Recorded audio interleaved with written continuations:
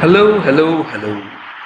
So today we have brought the line by line analysis of the anti-war poem John Brown, which is a part of the ISC curriculum.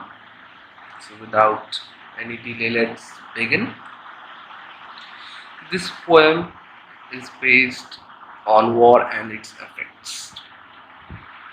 People usually highlight the glamour and bravery of war, but they mostly neglect the sacrifices and the pains the soldiers go through. So let's begin it. John Brown went off to war to fight on a foreign shore. His mama, Shaw, was proud of him. He stood straight and tall in his uniform and all. His mama's face broke out all in a grin. So the poet Bob Dylan, who is a Nobel laureate, basically begins it in a story style. It starts by telling of a story where we are introduced to John Brown, who is a soldier, who has become a soldier, is going to leave for some foreign land, and it's his first day. So his mother was very much proud of him to see his son tall in his uniform.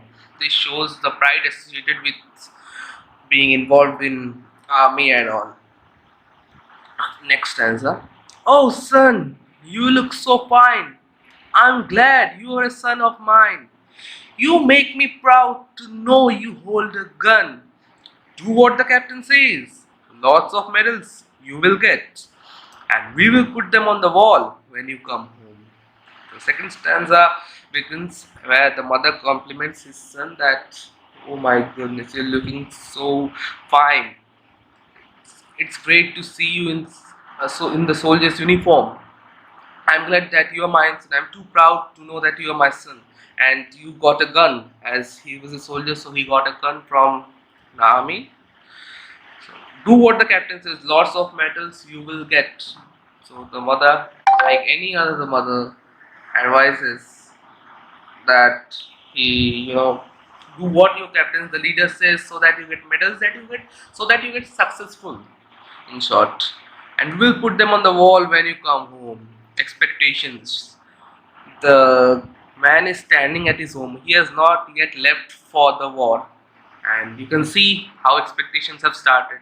This is life. People start expecting from you very soon, as long as you get something. And as that old train pulled out, John's ma began to shout, telling everyone in the neighborhood, "That's my son, that's about to go. He's a soldier now, you know." She may well show her neighbors understood. Now, as the train left, John's mother started boasting of her son that, see, my son is a soldier. This thing, what we call in our typical Indian language, Sharmaji Kalar ka, comparison. A proud moment for her that her son has left for army. He's a soldier. He will serve the country. So this stanza talks about the happiness and boasting of her mother. She got a letter once in a while, and her face broke into a smile as she showed them to the people from the next door, and she bragged about her son with his uniform and gun, and these things you call a good old-fashioned war. So after the soldier reached, when the war was going on, after joining his duty, he kept writing his mother letters, and whenever she received them, she smiled. She felt happy. She felt jovial that her son is writing to her. Her joy was so infinite that she started showing these letters to the people. Again, boasting that bragged. We can see the word bragged, and she bragged about her son. Bragged means boasting. And these things you call a good old-fashioned war. Oh, good old-fashioned war! Then the letters ceased to come. For a long, they did not come. They ceased to come for about 10 months or more. Then a letter finally came saying, "Go down and meet the train. Your son's coming home from the war." Now, suddenly the letters ceased to come. They used to come frequently, but after a while, they ceased to come. They didn't come for 10 months or even more. So finally, after nearly a year, we can guess, a letter came and said, and it was written, "Go down and meet the train. Your son's coming home from the war." She smiled and went right down. She looked everywhere around, but she could not see her soldier's son in sight. But as all the people passed, she saw her son at last. When she did, she could hardly believe her eyes. After receiving the letter, her joy knew no bounds. She was very happy and went to the station to pick her son up. But as she went to the station, she could not find her son. She could find him nowhere. Then, as the crowd listened, as people passed, the station got empty. She saw her son at last. And when she saw her son, she could hardly believe her eyes. Okay, it's now continued. She couldn't believe her eyes what had happened to her son. On his face was all shot up, and his hand was all blown off, and he wore a metal brace around his waist. He whispered kind of slow, in a voice she did not know, while she couldn't even recognize his face. Oh Lord, not even recognize his face. This is the result the war had brought. His face was all shot up and his hand was all blown off. He wore a metal brace around his waist. These lines literally tell us how dreadful the war was, how frightening the battlefield was. He was totally injured. His face was damaged. His hand was blown off, and he wore a metal brace around his waist to support his waist. Now, as he whispered, kind of slow, in a voice her mother couldn't recognize. The mother couldn't recognize her son's voice and even his face. "Oh, tell me, my darling son, pray tell me what they done. How is it you come to be this way?" He tried his best to talk, but his mouth could hardly move, and the mother had to turn her face away. You can imagine the scene. The mother is crying and telling her son and praying her son, "Please tell what has happened to you. What has the army done to you?